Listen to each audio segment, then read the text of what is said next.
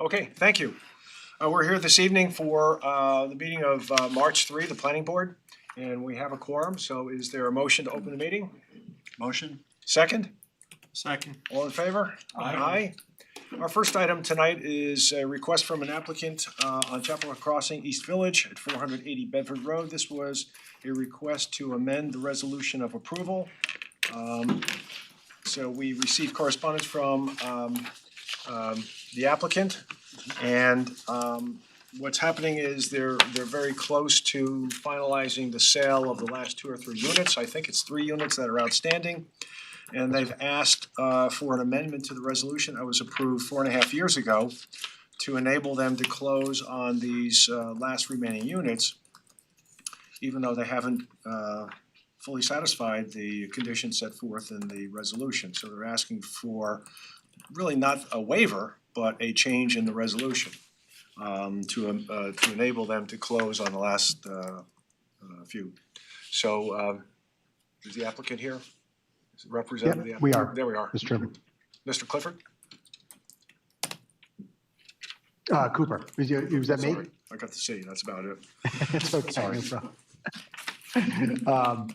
Good evening, members of the board. My name is David Cooper. I'm a partner with the law firm Zarin and Steinmetz, representing the applicant Toll Brothers. With me tonight is Greg Otis, the senior land development manager for the project. You're correct. We are here asking for a slight modification to the site plan approval in asking to move the conditions 58 to 62, the deadline to complete those from the final issuance of a C of O for these last 3 units to the closeout of the filling and grading permit for this overall site work. The reason why is because we're holding up the purchase of the last 3 units, and we didn't want to keep those purchasers in limbo until the site work conditions can be satisfied. And so what we're asking to do is to move that to the grading and filling permit closeout, because the town currently holds over $3 million in bonds for that work, and so there's still a hook into the applicant to make sure that even though once they get the C of Os for those residential units, they're still coming back to the town to making sure that they comply with the remaining punch lists. I know Greg has been working with the deputy town engineer, Mr. Soli, on closing out the remainder of the punch list, and I'm happy to turn it over to Greg to talk through that process. But ultimately, we're just asking to, from the planning board perspective, to move those 5 conditions to the grading and filling permit. Yeah, thank you, David, and thank you, Chairman, members of the board, and town staff.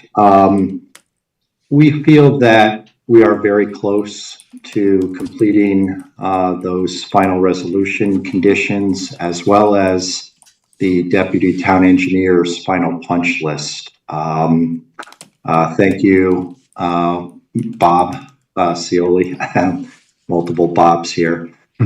Thank you for taking the time. The deputy town engineer and I have an excellent line of communication. I can't thank the town enough for allowing him to provide as much time as he has to talk through all the remaining items. As he eloquently put in his memo to the board, you can see that we are on his punch list. We're about 29% complete. We're approximately 42% complete on items that have been submitted that are still under review. Some of those items I do expect closure over the next week or so from our side. And then there is approximately 29% of the items to be submitted. This is, as we know, this has been a challenging winter that has prohibited the closure of certain punch list items. And we are respectfully requesting that the last CO, the last homeowner, is not affected by, call it the business between Toll and the town. I think we've been a very good developer over the last 3.5, 4 years with the town.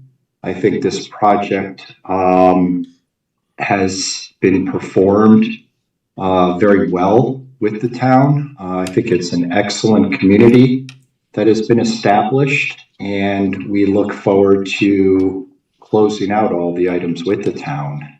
In the overall scheme of things, I see the water and sewer dedication process occurring through the town, likely towards the end of April into May. So we are, approximately about 2 months out on our side from completing all items.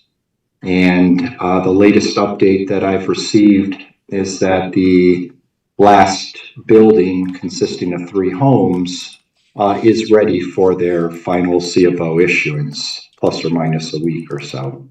We are here to respectfully request that we are able to move these conditions, incorporate all of the deputy town engineer conditions over to the closeout of the filling and grading permit. And thank you again for taking the time to hear us on this matter. Okay, thank you. Sabrina, did you have any thoughts on this that you wanted to express? Mr. Chairman, I don't really have any thoughts. It's really Bob Scioli. It's his project that he has most of the comments on, so I will defer to him. Okay. Just giving some context on this is set, at least from my perspective, some context for board members. There's mention of security with the bond and that we are holding bonds.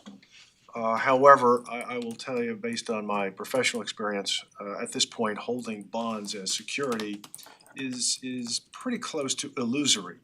Because at this point, were there to be a claim filed against a bond at this stage, the surety will never pay. The surety will never go out and get, another contractor. They will contest this, as will the applicant, and they should. It's a reasonable thing to do. So I don't really look at that as, it's something that was very important when it was first done. It's still important to hold, but I don't think it's something that really is, something I would consider a carrot for the applicant. I guess my perspective on this, having been around this application for a long time, is these terms and conditions are not a surprise. They were negotiated after many years of negotiation and dealings and hearings, and they were approved 4.5 years ago. And as recently as September, the deputy engineer provided a lengthy checklist of items to be completed. It was a menu, a mapping of getting to the finish line. And I know we've had bad weather, but a lot of the stuff, it really is not weather related. I'll let Bob refer in terms of what he thinks is really left here to do. I think this resolution could have been drawn up so that all of these things would have been done first before any COs were issued. But we didn't do that. We worked with the applicant, as the applicant has indicated. I think it is a great project. I think they've done an excellent job. They've been great partners. But they chose a route to move forward with the sale of the homes for, good commercial reasons.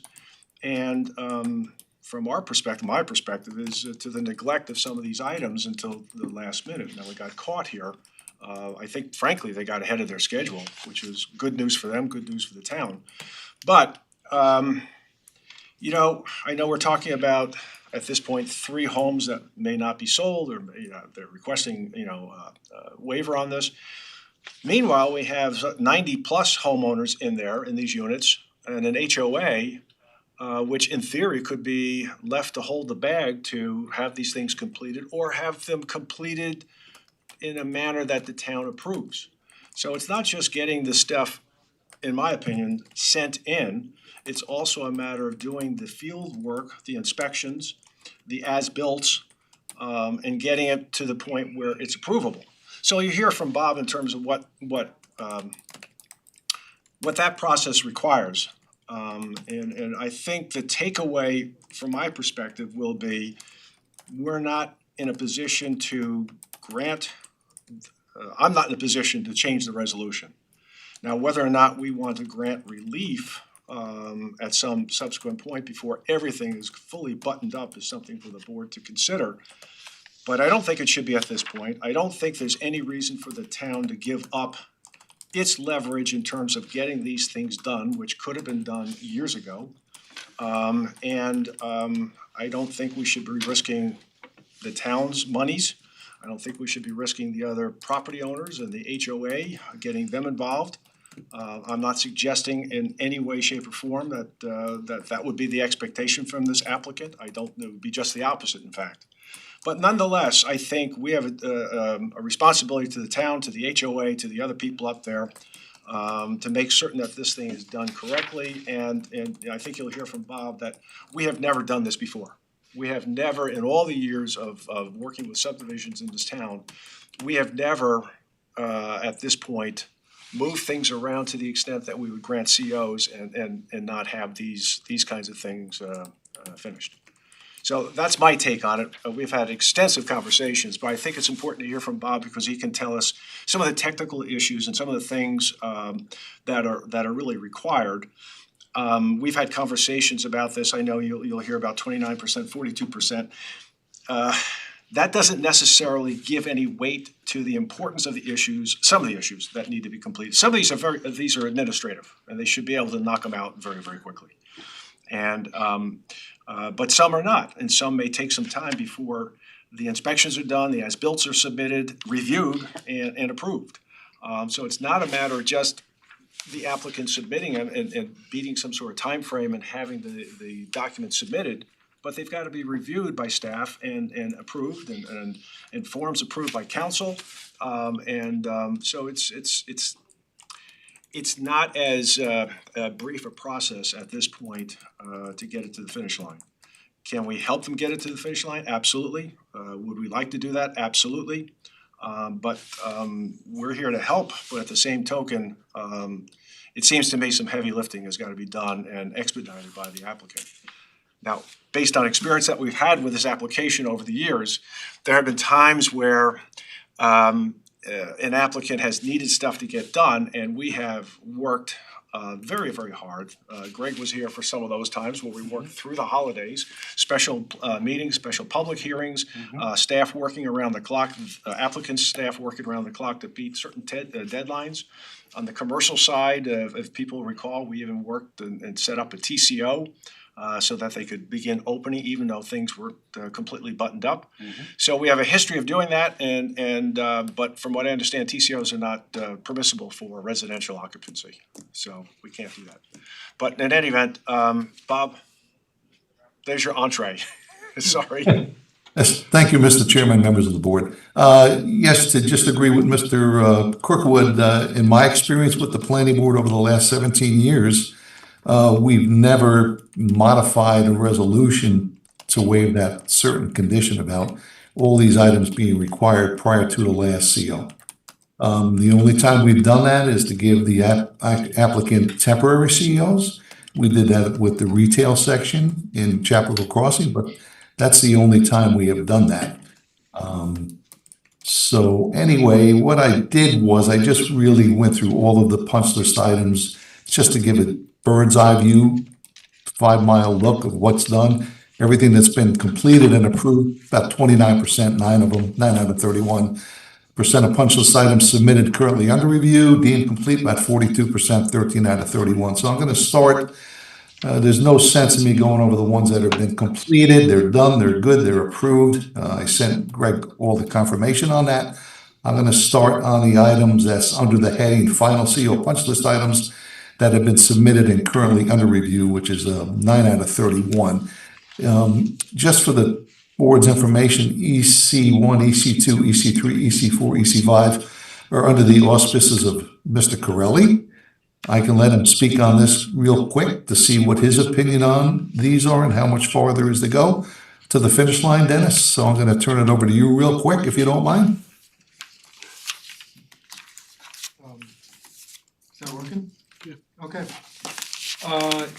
Yeah, so just so we're clear, and you know, I met with Greg on site multiple times, and I think from the, we'll call it the field work perspective, I feel that that's completed. I'm just waiting sort of for administrative completeness with respect to as-built and certification from a registered landscape architect, but to my knowledge, there's nothing else that needs to be installed. The walking trail was in, the trees as designed were in, the additional replacement trees based on field calls were provided on site, and we co-located where those should go and best serve not only the HOA, but one of the neighbors who I felt, you know, should be shielded even further from this. So that's all been done. So I just wanted to make that clear, because I know you look outside and there's a ton of snow on the ground, and that's not affecting anything that needs to go forward. So I'm just about there. I just need to review submission at this point.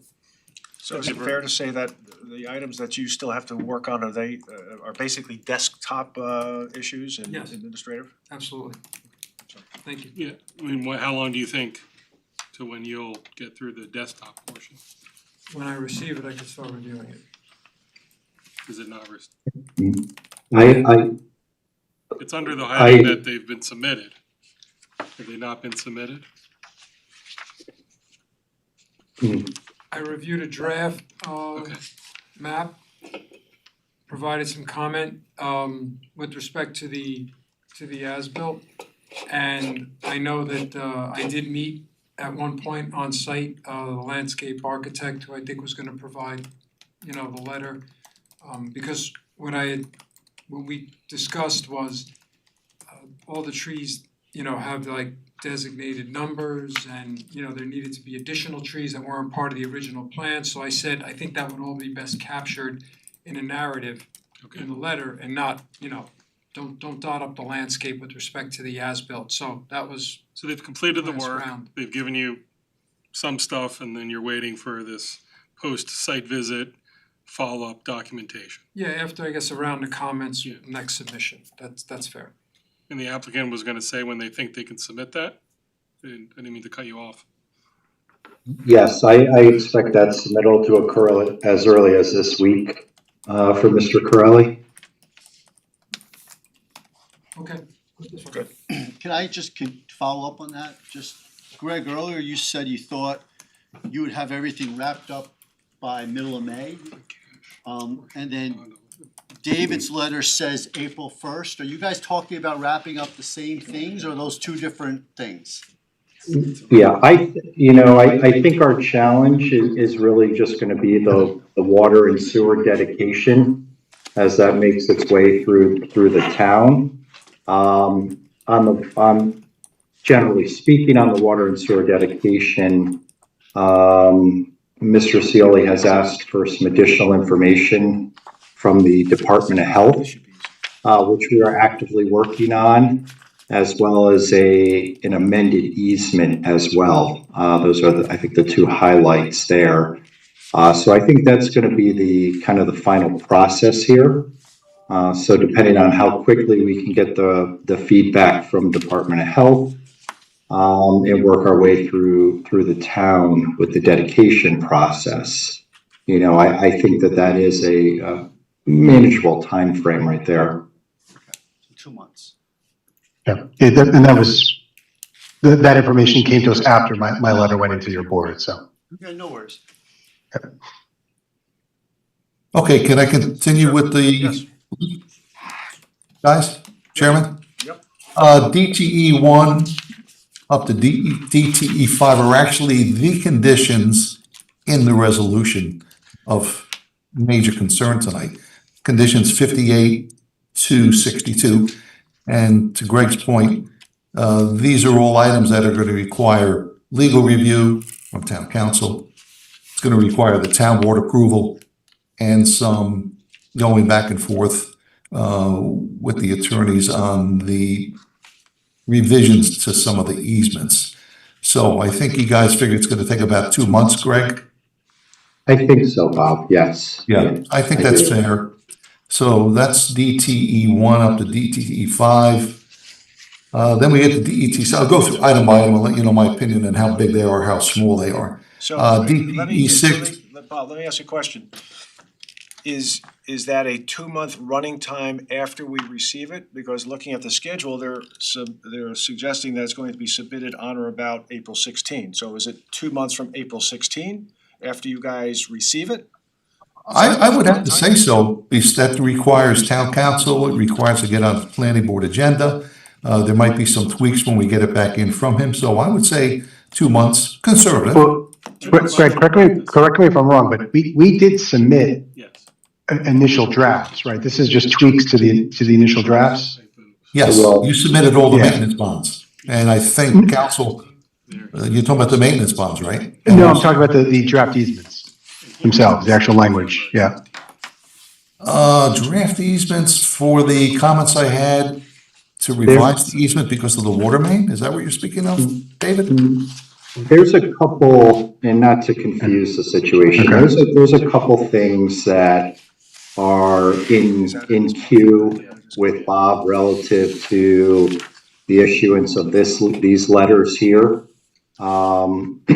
So we can talk about the specifics, but yes, the maintenance bonds, all the drafts are in for the town's review and comments. I think that's primarily, DTE 2 all the way through DTE 5. Mhm. So that those are in the town's possessions now. So what we're working on with Mr. Cioli is DTE 1 in addressing the comments on the water and sewer dedication itself. Right, but there were things that had to be done that I sent to you, but I'm just Correct. thinking out loud here, guys, so the board knows. I think to do DTE 1 up to DET 5 to get everything done, I'd say between 1 and 2 months, Agreed. okay? DTE 6 is really just an inspection by Terry to go out there to take a look at it. I think we got warm weather coming in next week. That's not a big item there, Chairman. DTE 14, he did submit the actual stakeout map, and it was 40 iron pins and 26 concrete monuments. I just have to send Terry out there to have him take a look at it. That's not a big item. DTE 17 is basically just a notice of termination being signed off by Jeffrey. Once we have confirmation from Terry, which is DTE 6, that's good. So I don't think those items are big. The biggest item to hold things up in this one list of items is the dedication and all the maintenance bonds, if that makes any sense. What is required in order for you folks to be in a position to approve it? Tell us about what has to be done in terms of the as-built inspections and reports. Well, I didn't get to that one yet, right? I'm just talking about the ones that have been submitted, right? Okay. So I'm gonna go to the next one. Next series of items are the final CO punch lists that have been submitted to date and deemed incomplete. We just went over those, right? Let me see, wait up, what am I doing here? Yeah, right, DPW 6, I'll go through them right now. That starts on the bottom of page 4, just so everyone's information. Final accepted as-built, once the as-built have been accepted, DPW 6, that's something they have to give us in all AutoCAD files. That's the reason we need that, is so we have a town GIS system, so we can download that into that. I think Sabrina worked with Bart on that. That should not be a big item for them to get. DTE 7 is a big item. This requires them to submit the as-built topographic survey. We have to review it. We have to make certain that the slopes are okay in the roads. We have to make certain that the easements are within the limits of the infrastructure they put in. We have to look at the basins to make sure the basins were constructed properly. So there is some back and forth on this item. It is the biggest item in here. And in my estimation, things like this can take between 3 to 4 months to go back and forth with 2 or 3 iterations. They may need some regrading out in the field. In my experience, I've never seen the stormwater basin put in correct the first time. in all my years of looking at basins over the 4 or 5 subdivisions. So this is a big item. That is a big item, no doubt about it. DTE8, that's something the engineer will look at the as-built, and I believe, Greg, that's Mark Gratz looking at these right now. That's a certification letter, that's work he's doing. That takes some time. DTE9, provide an updated stormwater report. That's going to be their consultant. Greg, chime in anytime. That's going to be Mark Gratz doing that. Correct. DTS Provident, I don't know what the status is on that. We have not received it yet. DTE10, that's an inspection report, which is quite comprehensive. They have to go out there, the consultant, DTS Provident, they have to photograph documentation of all the stormwater, make sure everything's working as designed, and make certain there's no maintenance required as far as sediment removal. So that can take some time as well. I don't know the status of that. Greg? Yeah, actually, yeah, Bob, that one, you should have that within a week's time frame. Okay. So that is a big one, prepared by DTS Provident. And that one is basically ready for submittal to you for review. Very good. DTE 11 is additional stormwater management as-built. So DTE 7, Mr. Chairman, and DTE 11 are the two biggest items in my eyes, which takes some boots on the ground, takes some iterations in the review of it, and it may need some actual field work to be redone to make certain it matches and complies with the approved plans. So those are the two biggest items, which could take 3 to 4 months. DTE 18, certification of construction compliance. That's a letter from their engineer, have to reviews all the as-builts, payment of all outstanding review fees. That's not a big deal. That does not take much time. DTE 20, Greg, have you received anything from the building inspector? No, I have not, and this item was requested over about 30 days ago from the town. Mm-hmm. Well, I would try to call them up and meet with them to get those items. But, Mr. Chairman, that's my take on the items that have not been submitted and the amount of time and the big items that do require a lot more work than just desktop review. And that ends my comments. Okay, good. Questions, comments from board members? Have you commenced the as-built process yet? Yes, we have. Yes, we have. The as-built is approximately 80% complete, and upon completion, copies are provided to Mr. Scioli, as well as to DTS Provident, our civil site engineers, at which time they'll review and provide the appropriate certification letters. And I was just thinking of one side comment regarding the chairman's comment about potentially leaving these items to the HOA.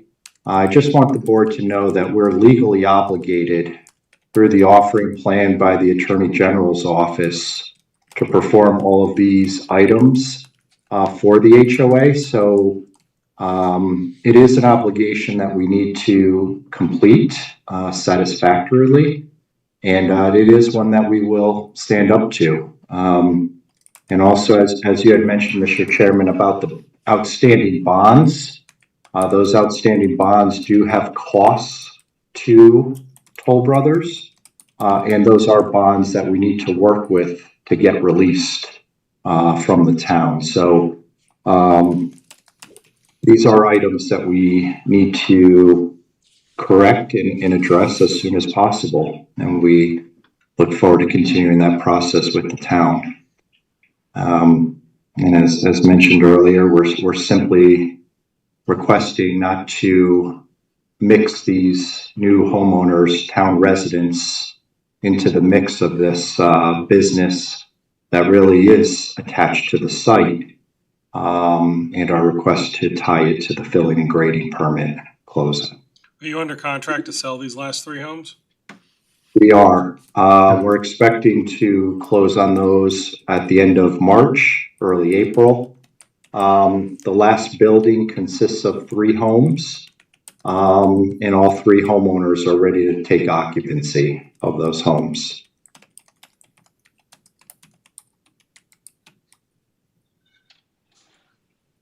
Okay. Any questions, thoughts? I'm just thinking. Okay.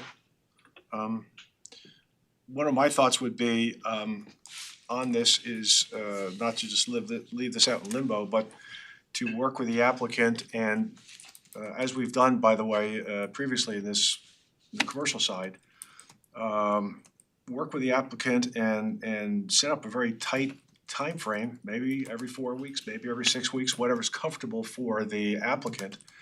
And working off of the punch list and making progress on the punch list and getting an updated report, let's say in a month, 6 weeks, whatever it might be. And before we even do that, I should really ask the applicant, since we have the town folks here, is there something, we heard something in here that something was submitted, for example, to the building inspector.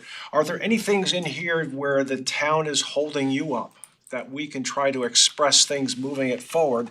Other than just the normal, you're going to be submitting these things and understand that we're going into the building season, we're going into the busy season. You're not the only application that we have in this town. And there's a queue and people also have reasonable expectations throughout the town when they submit their applications. So from what I understand, things are picking up. There's going to be a backlog of new applications. So, but is there something that we can do, is there something that's holding up the applicant that we can try to move along faster? I think what would be very helpful is to hear from the applicant on that issue, but also for all of us to have the applicant set up a checklist and just have a progress report. Maybe it's weekly, you send it into staff.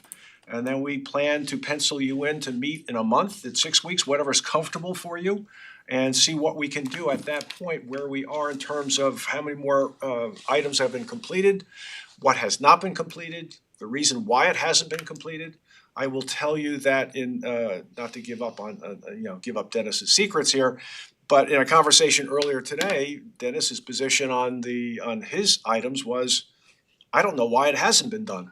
It wasn't something that was very tricky. It's not rocket science, and for whatever reason, it wasn't done. But it seems to me that those items are going to be very easy, low-hanging fruit, and the applicant will be able to get those in right away. The things that are tougher, as Bob has outlined, it seems to me that sooner than later, it's important for the applicant to marshal the appropriate staff and technical people, surveyors, whatever it is, and get them going ASAP to move that forward. Those are more difficult and perhaps even more important. And I recognize that you have an obligation to the HOA to complete things, but if that's the problem. If it's perceived by the HOA that you're not moving along quickly enough, I mean, that's the kind of stuff that generates difficulties and problems. And one of the things I want to absolutely avoid is any expense to the town getting involved in litigation on this. It's just crazy. Let's get this across the finish line and get you guys set and get the new folks into their new homes. So that would be my proposal. You guys come back to us and tell us what you think is more comfortable. I think reporting on a regular basis to staff would be very helpful, but perhaps we can pencil you in for, a planning board meeting a month from now, 6 weeks from now. The problem is that, again, we're pushing up against the date for a planning board meeting a month from today. And that, what's the submission date on that, Felicia? Well, for the April 7th meeting, the submission deadline is March 16th. Right, which is just next week. Mhm. So it's Yeah, very tight. Mr. Chairman, thank you. Yeah, I would absolutely thank the town for the opportunity to come back to provide a progress report. I do not think there are any issues with the town staff progressing items. Actually, to the contrary, they're extremely helpful. And I'm able to ask questions of Mr. Scioli pretty much any time. I believe we have a great line of communication, so we would definitely be open to coming back to the board. I thought possibly the April 17th meeting to continue to provide status updates. And at which time, I think Mr. Scioli could also provide his feedback too.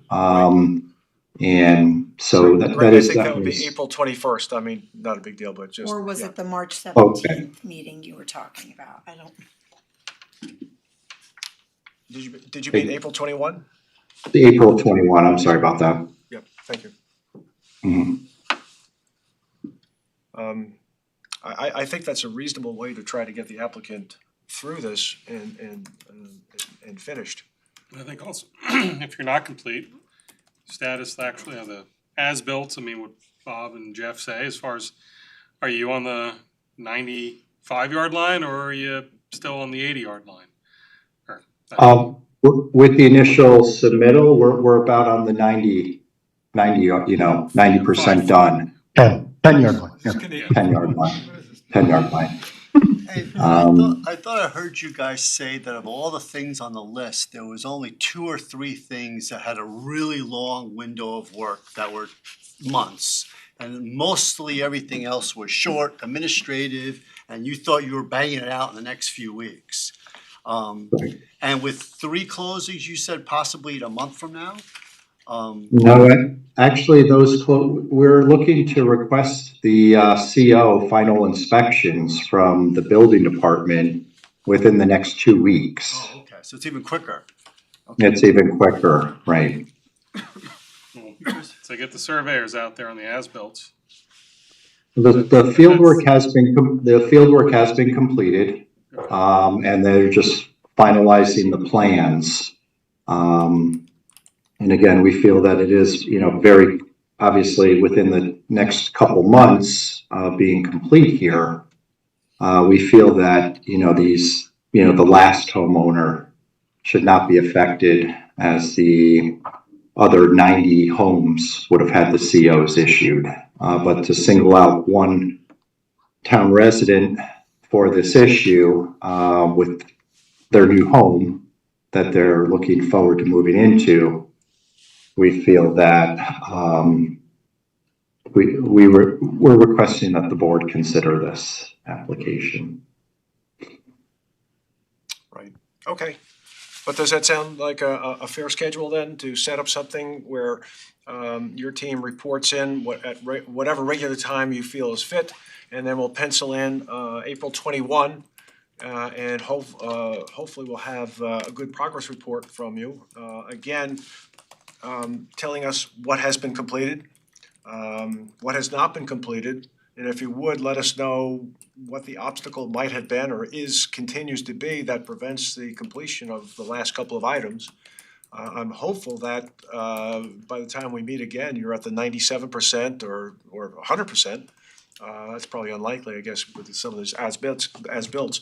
But in a position where, we feel far more comfortable to move forward and figure out some sort of solution for you.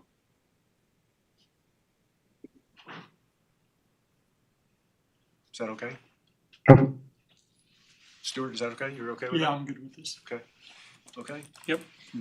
So I guess this is just, what are we considering this? It's just an informal hearing, right? Yeah. So, nothing special in terms of notice. And if something comes up and the 21st doesn't work, but you just have to do it another 2 weeks from, fine, we'll just, make the change, whatever it is, we'll pencil it in.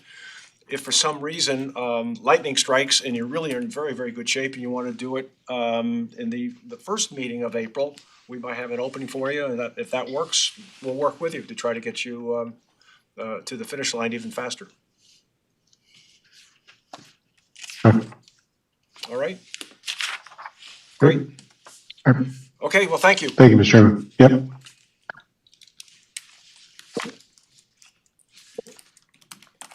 This is very difficult when there's different pieces. a couple different dates. Okay.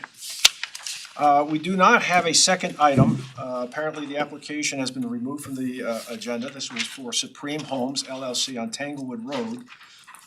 So we will hear that when staff has received the completed application. Apparently, it wasn't complete. And so we'll move on to our next item.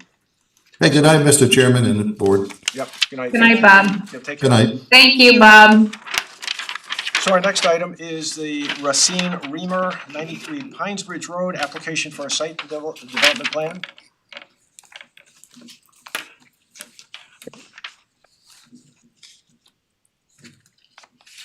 Good evening. I'm Jim Anacarico with Cronin Engineering. Glad to be here. So yes, our application, well, let me give you a little bit of background. Tom Racine, who's on the screen up there, he was the owner of the property when the pool and the patio were installed. Mr. Brian Reimer is the current owner of the property. And they, you know, there's obviously they're still tied together through some escrow money between them for Tom to finish this up and give clear up the building permit for the pool. There's nothing like an escrow to solidify friendship, right? Yeah, exactly.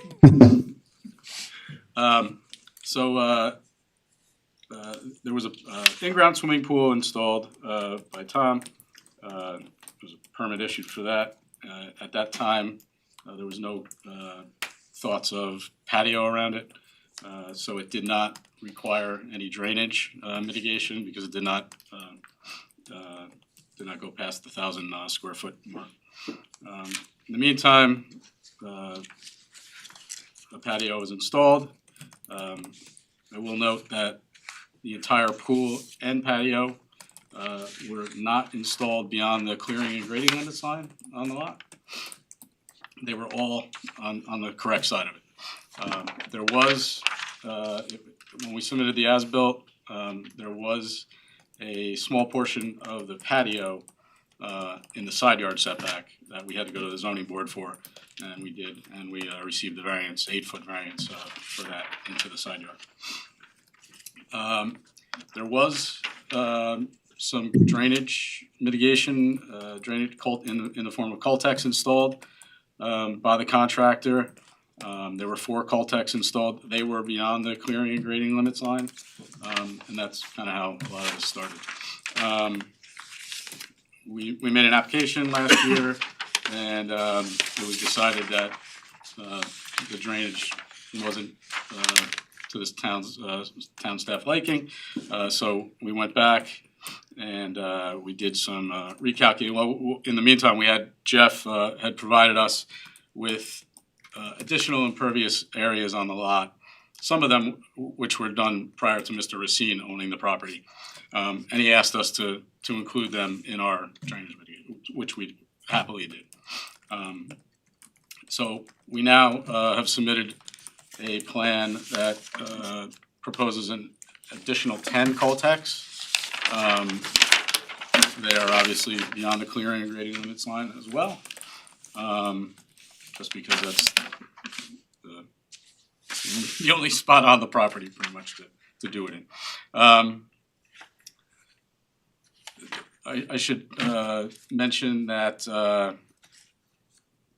not part of the pool project, but at some point, Mr. Racine expanded the driveway, the asphalt driveway on the north end of the property. About 777 square feet of asphalt that was added, and that we've mitigated, that we've designed our drainage for. 157 square feet of that asphalt was outside of the clearing and grading limits line. And then I think there was another maybe 500 some odd square feet that was beyond this clearing and grading limit, which was the Cultex. So this backyard is essentially grass beyond the pool and patio, almost up to the property line. There is a fairly substantial planted and mulched bed along the west property line, adjacent to the golf course. I guess there were, I did submit some historic photos of the property, all the way back to 2000. I guess prior to the house even being built. There were some pine trees along that property line, which eventually were removed. I think there was a willow tree just north of the patio and pool that was removed. There is a large pine tree in the northwest corner that still remains, and many trees along the southern property line, with the residential neighbor to the south. There is no residential neighbor to the north immediately. It's basically a drainage easement and course that takes some of the drainage from Pines Bridge Road and brings it down to a culvert that eventually goes through the golf course and probably into one of their Is that lot to the north of you part of the golf course, or is that a private lot? that is Town of North Castle's lot. There's a strip there. No town. Yeah. Oh, okay.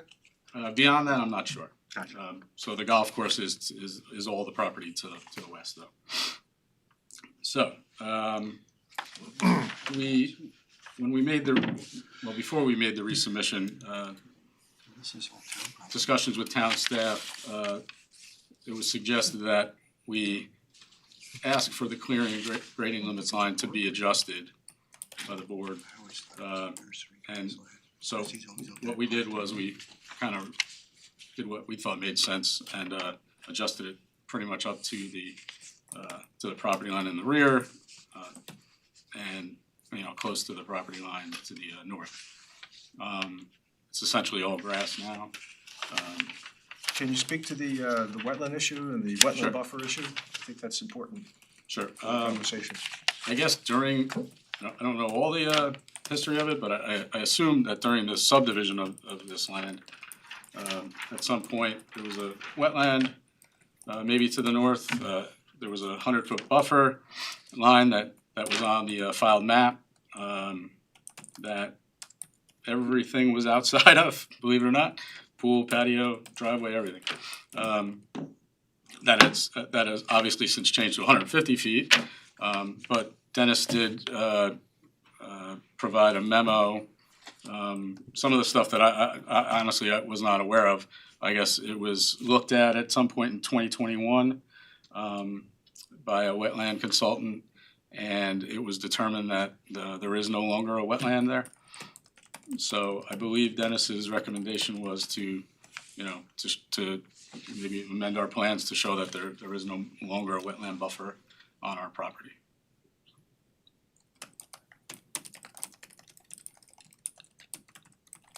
Good, thank you.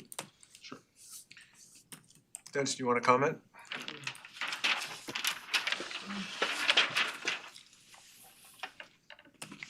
Thank you, Mr. Chairman. So yeah, the first thing I just mentioned, is I know why you had to check the secret form. I just bring up the cultural resources because if you think wetlands is a four-letter word, if there were truly cultural resources, that's 4 letters capital. So I decided just to provide the map that shows where those resources are, and they're obviously not near the property. So that was kind of just to check that box.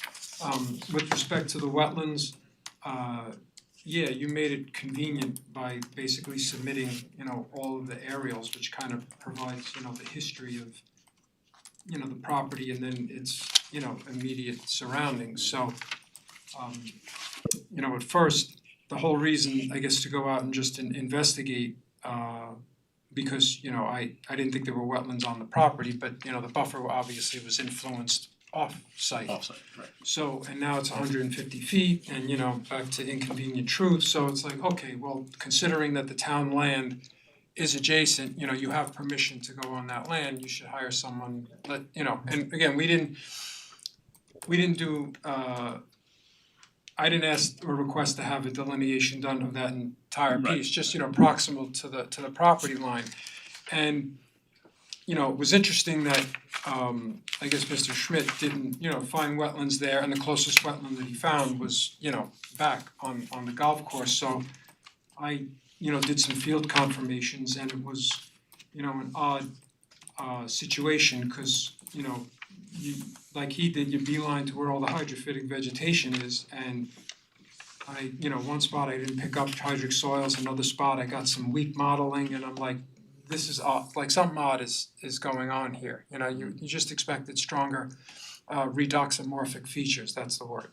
So, I said, you could put the pool in, I'm not, there's no wetlands buffer issue here. Right.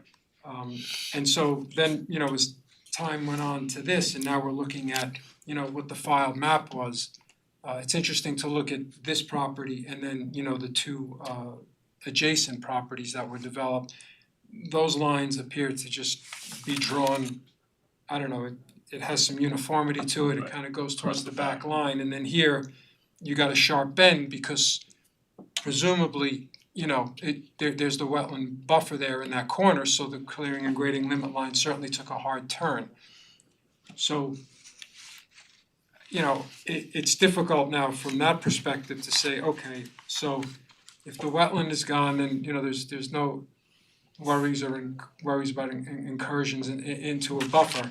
But if some of that clearing and grading limit line was actually predicated on that and the wetland's not there anymore, and I'm, if you ask my opinion, I think because when the golf course went in, they totally changed the hydrologic patterns there. They just, there's, either they facilitate drainage, I mean, I'm even looking at the very first aerial that you submitted in 2000, if you go to the rear corner of the property, which is kind of like that northwest corner, there's little rivulets there, it looks to me, like, that, those are not there now. Now it's golf course and a paved golf cart, access way, so as far as the wetlands is a non-issue at this point, at least with respect to this property, there is no buffer.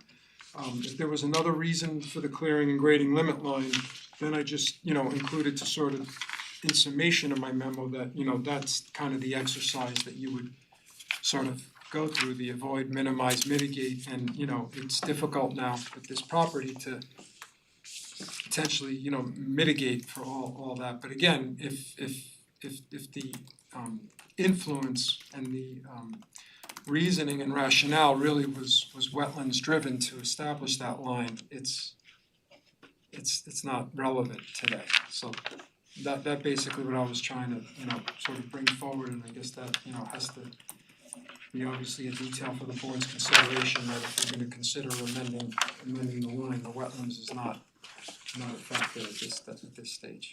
Okay, thank you. Sabrina, do you have thoughts on this application? I forgot to call on you. Just for the board's information, it's a type 2 action under the State Environmental Quality Review Act. My one comment was, the application, there is a 777 square foot encroachment over the clearing and grading limit line. There is a new line drawn on the plans, but it's something for the board to consider. Dennis has addressed the wetland buffer. It is zoning compliant. There was variance for an 8-foot side yard setback that was granted by the Zoning Board of Appeals, and all of the coverage calculations are within the maximum allowable limits. Great, okay, thank you. Jeff, you had some comments? Jeff, you had some comments? Yes, I did. So I was on looking at my comments and I had to go back to the Zoom to unmute myself. So yeah, the previous comments that we had for the applicant were generally satisfied. There is, one of the things that we do need to verify, which I don't think was done in the initial, but the new Coltex, the new infiltrators that are being installed, we do need to make sure that there was no perk or deep testing. So we need to make sure that if we don't, we either have to view the soil to make sure that it does perk, but at minimum do a deep hole test to make sure we have separation between the bottom of the infiltrators and either groundwater or groundwater or bedrock. That's the only previous comment that we just need to kind of hold on to, but generally, previous comments were satisfied. There are a couple of new comments. Most of it has to do with just, we'd like to add a couple of things to the drawings, just to memorialize it, some notes, things like that. The only, intermediate change would be to add, there's no pretreatment for the stormwater, so we just requested some pretreatment be added prior to the infiltrators, but generally nothing, I don't think it's anything that's too much to overcome. Generally minor. I would agree. Are we anticipating any fill to be introduced? No.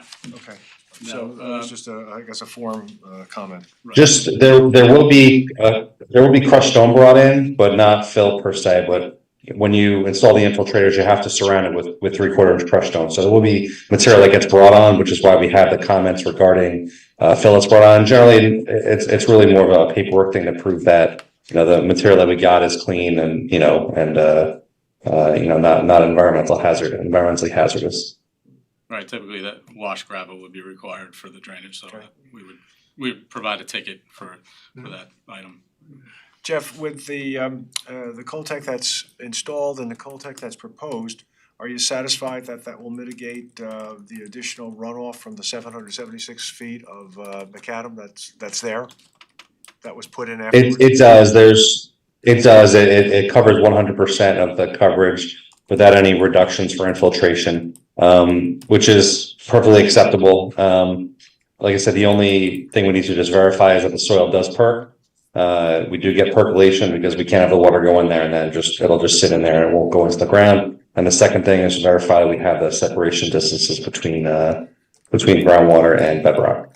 Right, and just to touch on that for a minute, I wasn't the engineer back then, when the Coltex that were installed were put in, but I've seen pictures and I don't see any problem with that happening, and we're obviously just adding them onto the end of it, so I don't see that as an issue, and we can provide that. Okay. Yeah, the only risk is if they weren't able to achieve percolation there, or weren't able to get separation distances between the bottom of the Coltech and groundwater or bedrock, is the system would have to be, they might have to go with shorter Coltech, so it might have to get moved or something like that. But that's a risk that if they choose to accept that risk, that they may have to change the design. That's fine. I don't have any concerns about it.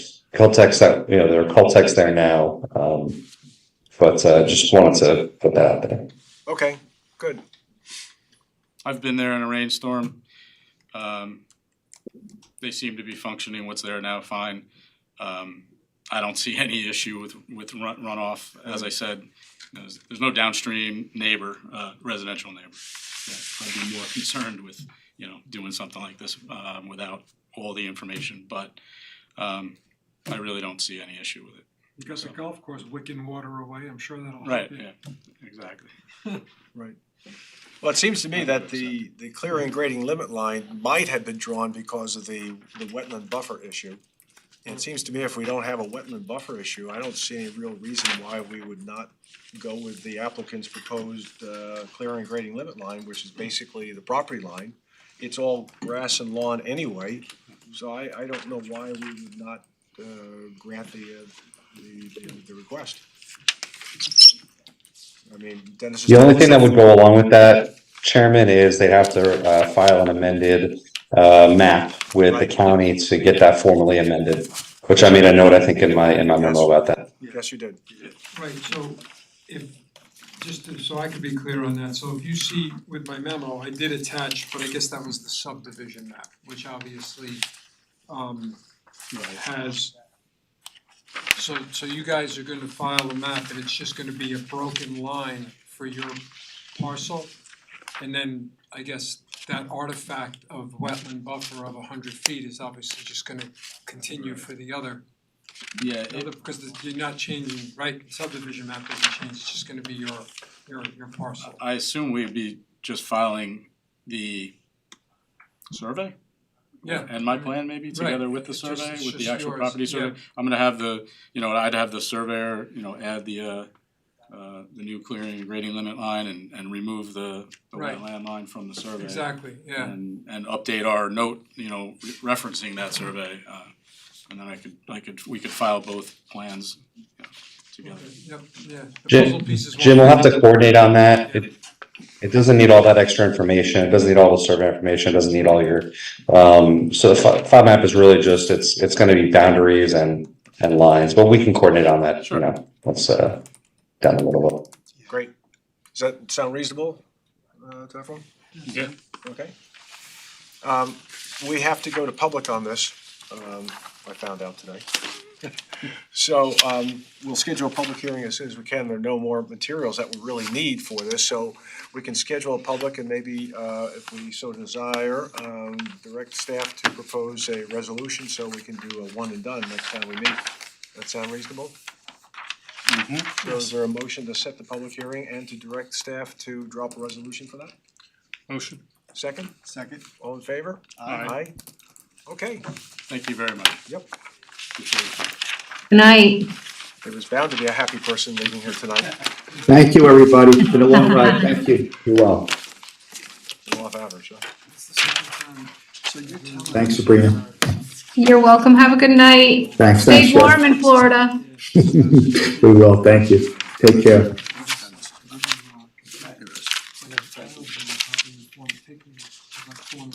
You're telling me that this lot is all owned by the town? Apparently, yes. I think it was a drainage lot. It's the land. So this guy's constantly planting over here. I was like, oh, that's So you thought it was a nursery? I thought it was, the nursery's across the street. And I thought that was his because I always see him over there planting. Our next item tonight is a referral from the town board with regard to the proposed battery energy storage system legislation. So we last heard this back on February 3. I don't think we have anything formal, so it's really a discussion. It's a referral to us by the town board and for a law that's being proposed. And I think we discussed it last time with regard to tier 1, tier 2, tier 3. Tier 1 is designed to be permissive, and tier 2 and tier 3 currently in the law is proposed to be prohibited. So that's where the proposed law is. We left it with Jeff to get on a plane to Phoenix and to write all kinds of information for us. And by the way, did you get the note? Did you go with SAB? Yes, SAB, okay. Good, anyway, I don't know where you wanna pick up from there. Is Tom on, Tom DePaul? Mr. Chairman, he actually could not attend tonight. I do have the capability to text him with specific questions. He does send his apologies, but he has a personal matter that he's dealing with. Okay, no problem, thank you. So anyway, If I could, I just wanted to kind of set the groundwork for the board, and just remind you that this is a legislative referral from the town board regarding a law that is presenting a prohibition on tier 2 and tier 3 battery energy storage systems. The charge of the planning board is to decide, number 1, do you agree with the prohibition? Or if you don't agree, why not? Or if you agree and there's a but, that is what the town board would like to know. And the prohibition is forever until the law changes? The prohibition is a law that will be promulgated that can be subject to change later on. Okay, but by legislative change. Right, there's It would no- need to be legislatively changed. Right, there's no sunset date or expiration date written into the draft. And do the zoning and planning boards have the right to, after the law, if the law's passed and applicants come, do the zoning or planning boards have the right to, Relieve Relieve it? grant No. relief? No, no, okay. no, No. Okay. there's no variance So from it or this would anything like be, that. this would be no, if it gets passed, no 2 or 3 gets done, period, until the board has a new law. Right. Okay. if If, Right. Yes. So it's Lots of ifs. it's a It would require- prohibition without a license or a permit process. Gotcha, okay. And last time we heard, Jeff came up with a couple of issues in terms of possibilities with regard to tier 2. I think tier 3 is pretty clear. My concern on it is probably, I don't have the ability to have concerns on the science. But one of the concerns I have on this is that this is couched as, of course, a zoning regulation, but it's one that's going to be based on, should be based on, I believe, not just because we don't want it, but really on valid environmental issues. And I'm not quite sure, my recommendation would be that the town board make sure that they've covered themselves and they've gone through the proper, I don't know if a formal secret process is required, but some sort of process to make certain that there are good reasons for the findings that they've made, leading them to say there cannot be any tier 2 operations in the town.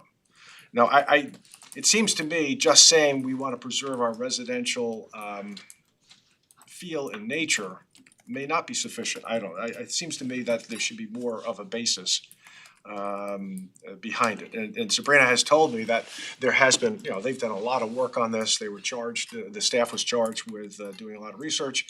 But it seems to me that that should be formalized and made public in case there's some sort of challenge.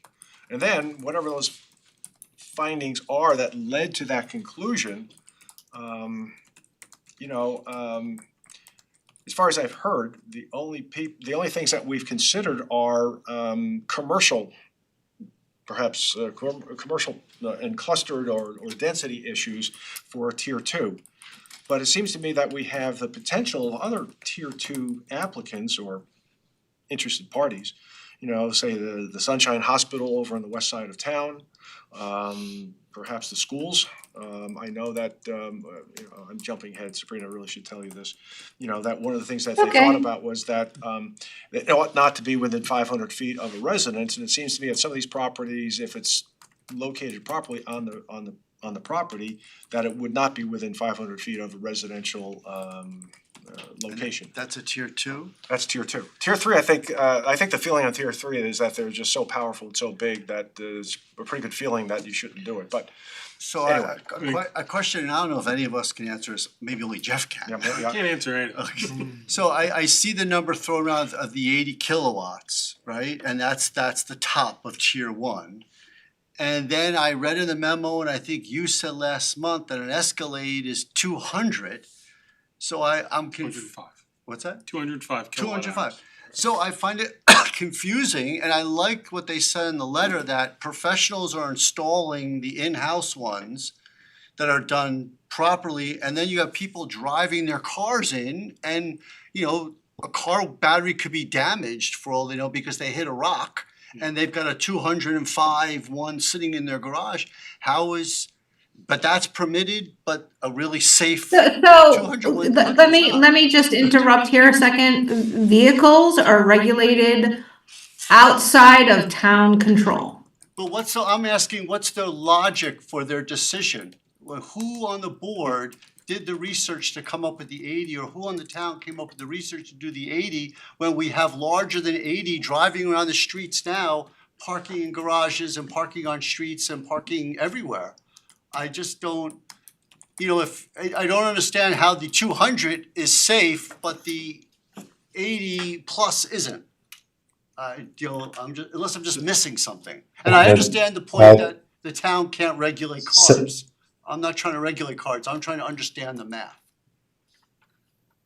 70 to 80 comes from the New York State Building Code, actually, the fire code. They're the ones who determine up to tier 1 is 70 or 80, depending on the type of battery. It could be less. Between that 80 and 600 is considered tier 2, and above 600 is tier 3. So nobody at the town made that. It wasn't an arbitrary decision by us. It really is taken from New York State Building Code. Jeff, I'm not pointing fingers. What I don't understand, I understand the math. I'm just trying to figure out how, if it's being done for safety, how then are the 200s safe and the 80s not? From a New York State Fire Department logic, I don't understand the logic in that. It seems to me that the cars are way more dangerous than the batteries that are installed in the garage. I totally get it, and I would be, I see a reason to say, even we should allow tier two up to 200 kilowatt hour, 250 kilowatt hour. I don't know if we can make that distinction, but it seems to make sense that if you have a 200 kilowatt hour car parked in a garage, what's the difference between that and having a 200 kilowatt hour battery pack on the side of the house? Right, installed And properly. that, you can make that recommendation and say, we should allow tier ones and tier twos up to 200 megawatts or 250 or kilowatt hours. And then, anything above 250 kilowatt hours should be, a special use permit by the town board or by the planning board or whoever. The planning board can make that recommendation that, we think the tier one, the 70 or 80 kilowatt hours too low, raise it to 200 or 250, and then above that, tier two, require a special use permit, provided it's at a residential, Right. conditions on it. It's residential, it's for, whatever, powering a house, it's not for powering, side projects or whatever. I mean, even the comment in the letter we got about the CHAP, that they generate more than they can store. Right, and then there's also, well, if they're generating more than they're using, especially during the day, if they're not net metered, so it's going back to the grid, then those panels just stop producing. They only produce what's needed. Right. Batteries Well, allow, Sabrina, but I don't- Sabrina, you know about that, right? We get credit for all that stuff that we put back in the grid, don't we? It depends. It really depends. But I want, Okay. first off, I want to thank Sabrina and Tom. We had a very nice conversation on the snow day last week where we went through a lot of this stuff. So I appreciate all the effort and everything that they've gone through. I didn't realize the extent and the tasks that they were deputized with doing. So after that conversation, had a better understanding. My comment first off is it relates to what Jeff just brought up, which is the New York State Fire Code. And Tom, we spoke about this 2025, where those numbers that are in the in this proposed law come right from the code.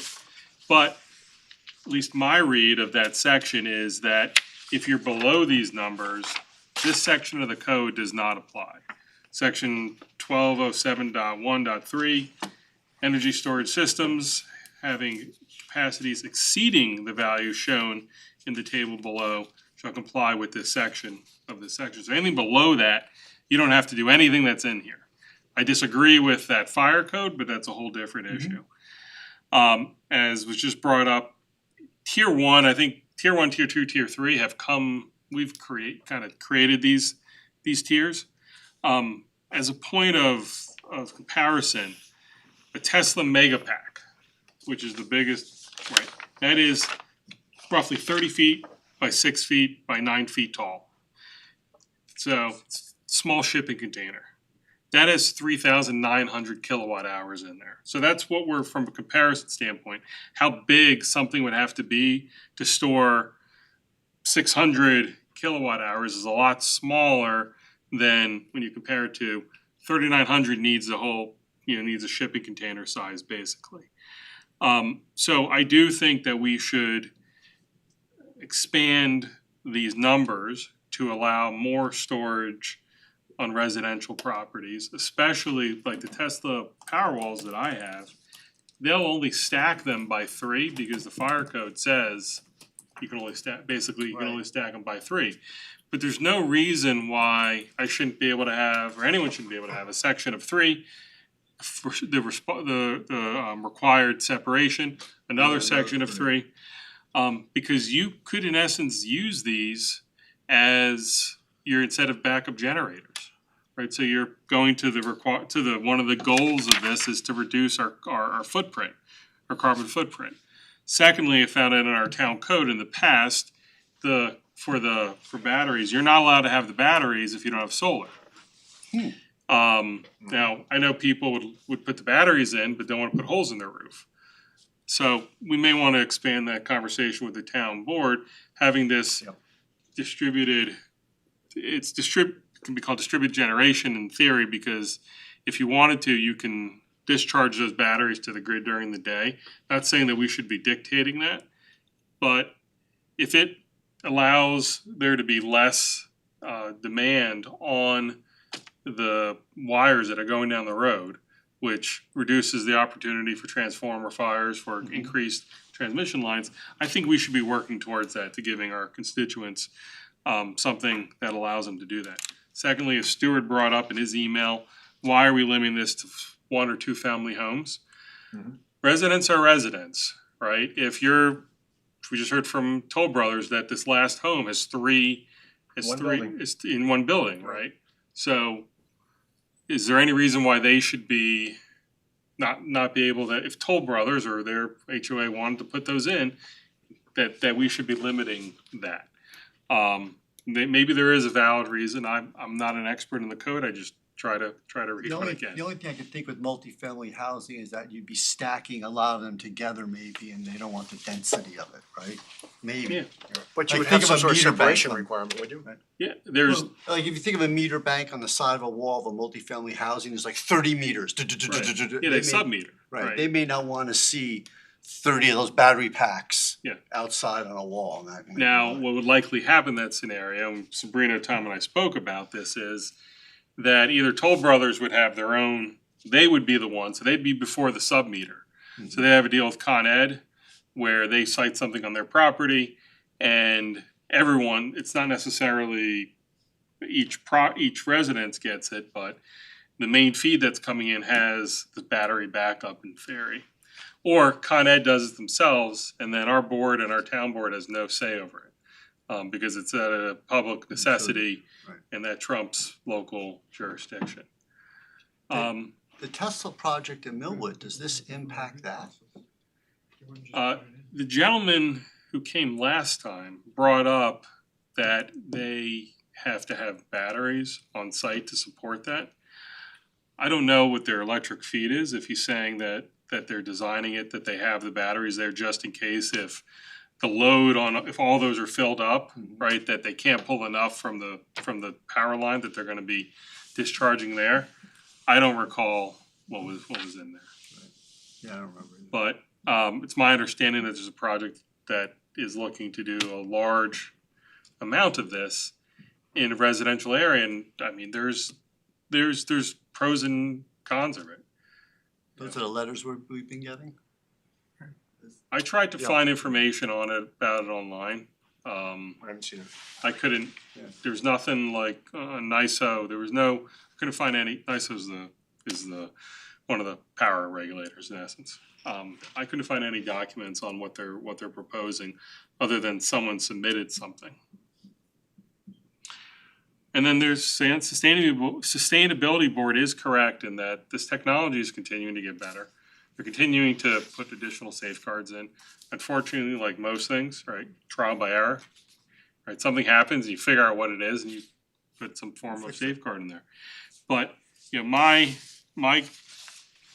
comments were that I think first off, in our code, we shouldn't necessarily be dictating some of the nuances that are in here, and we should just refer to the code, to the New York State Code.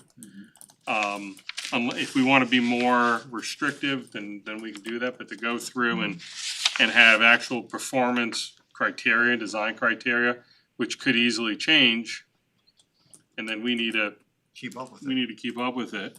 You know, the comment that I made about the tier one, really, the chart is the minimums or the maximums before you need to follow this code.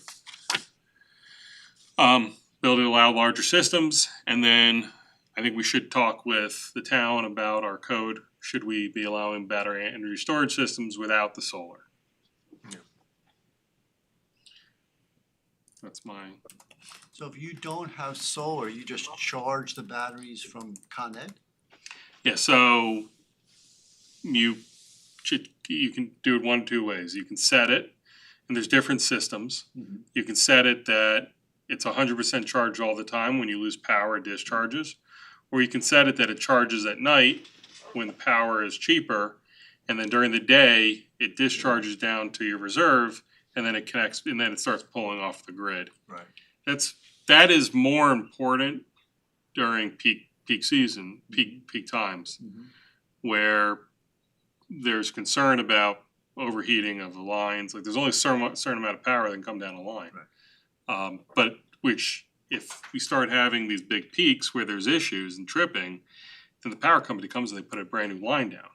And when they put too many distribution lines, which is the, call it low 12 kV lines, then they start bringing transmission lines, which some of those could fit on poles, 3-phase, but then you start getting the towers that are in Millwood, which I think everyone wants to resolve. So I know with Con Ed and a lot of the utilities, what they're starting to do is find properties that are adjacent to their transmission lines and do those large stations so that they have power, in essence, stored closer to the demand, and they don't have to run additional lines.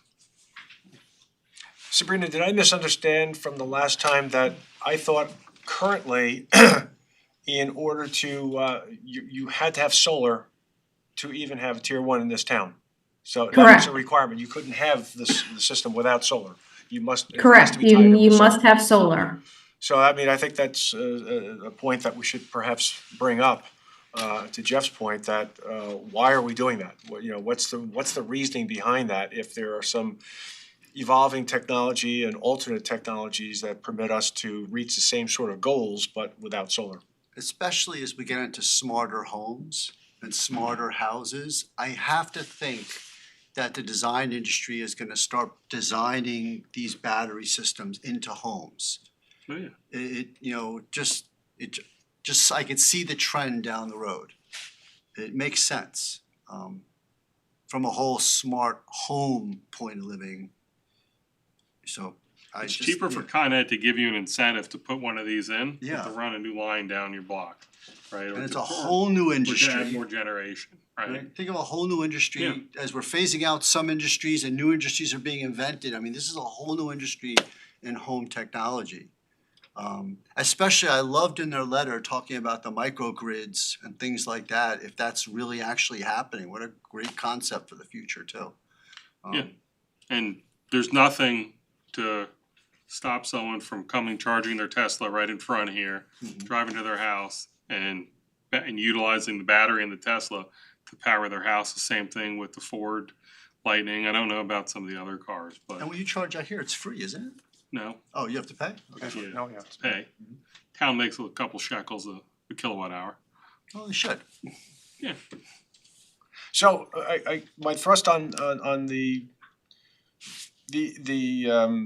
tiers and the issues are, what is the basis for cutting off at 80, for example, and not 200?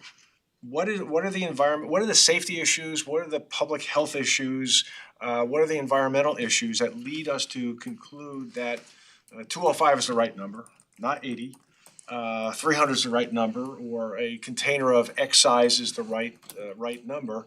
It seems to me that there should be some sort of basis for those kinds of delineations. What we have and what's being proposed, to me, sounds like it could possibly be perfect, but I'm hearing from Jeff and that perhaps it's a little bit more arbitrary than it needs to be. I A think we little need bit to more have, restricted than it needs to be. yeah, and I think it may make sense to have a working session with staff and town board. Because I hear from them that there's a reason for doing this. I mean, it all started off not to, they asked Tom and Sabrina, where are there places in our town that we could do something like this? And I don't think that there were a lot of them. Yeah, I'm sure. But Chapel Crossing is a prime example. They've got a 2-point-something megawatt generator behind the office building that has all of North Shore, no, I keep thinking North Shore, whatever, Northwell, right? With diesel a belly tank and then diesel extra tanks right there. Where someone skids, goes right into that diesel tank is, there's a possibility that's spilling places. Right. Yeah, I mean, I guess the only question I guess I would pose to everyone would be just, this is more anecdotal, but we've seen like the emails and stuff.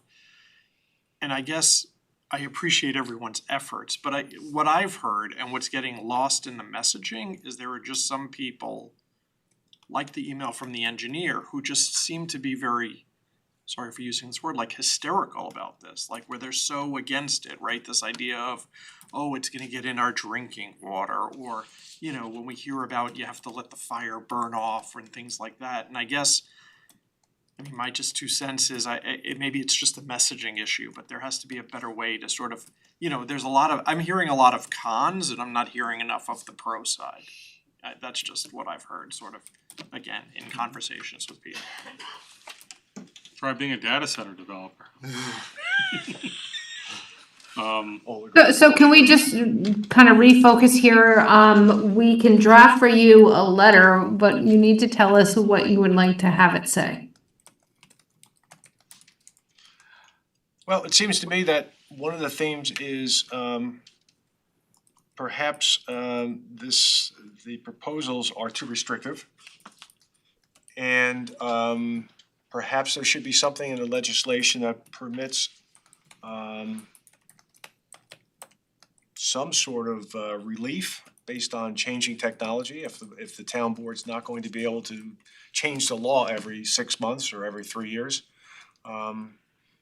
Because it seems to me that these things are changing and more quickly than we can legislate, as usual. Yeah. So that seems to me to be one of the things.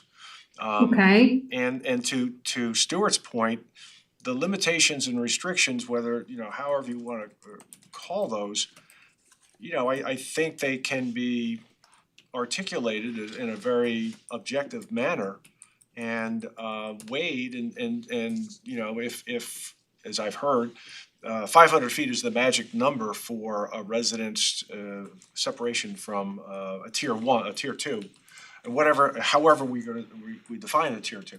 Right. You know, if it's still gonna be 80 or if it'd be 205 Well, or if one 300. goes up to 205, Right. right, yeah. Exactly, so however, we might wanna suggest that the tiers are looked at in terms of more flexibility based on what the realities are out there right now. Never mind what the changes are. And the separation of a tier 1 is different than the separation of a tier 2. I would think so, I would Right. think so. And I don't understand why tier 1 is just restricted to the single family and 2-family homes. I could think of some wonderful commercial applications where it could probably be a good thing. And I think that there's some potential use for tier 2 as defined in a revised definition for some facilities in town. Again, I point to the Sunshine Home. They probably have some sort of diesel thing up there, but again, to Jeff's How point. about the school districts? Oh, the schools, absolutely, yeah. The school And districts? it seems to me that at Greeley, you can place something that's more than 500 feet away from residences because they have a lot of property. Yeah. So you could do that. Is that okay? I don't know, Mr. Chairman, listen, the 500 feet is a number that we came up as a best practice. Right. I don't want you to rely on that number as the magic number. I understand that, and I guess that's really my point. In other words, it has been used as sort of a number at this point. It's the only thing that we have that I'm aware of. And all I'm suggesting is that we should be able to support that 500 one way or the other. If it should be 1,000, then it should be 1,000. If 200 is perfectly fine, then we should do that. My point is, it seems to me that we may have just pulled some of these numbers out in a fashion that, as things evolve, make little sense as we move forward. Or less sense, excuse me. Not And little is the sense. 500 based on explosion? Is that where the separation? It was based on fire safety. Okay.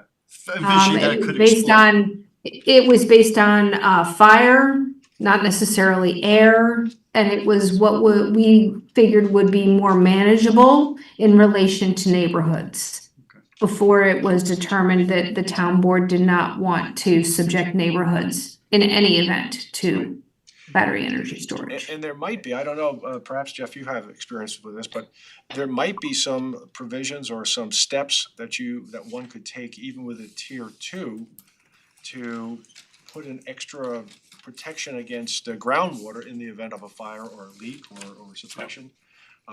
You know, we've done that in other kinds of technologies, so perhaps that could be done. But a lot of that also is covered in the code, in the New York code here.